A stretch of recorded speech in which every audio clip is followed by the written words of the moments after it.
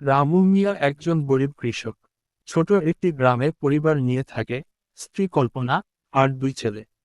প্রতিদিন সকালে মাঠে কাজ করতে যায়, কখনো অন্যের জমিতে, কখনো নিজের সামান্য খণ্ডটুকুতে।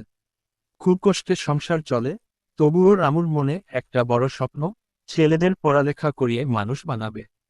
বড় ছেলে শুভ স্কুলে ভালো পড়ে, মাস্টার মশাইও বলেন ছেলেটা হলে পারে।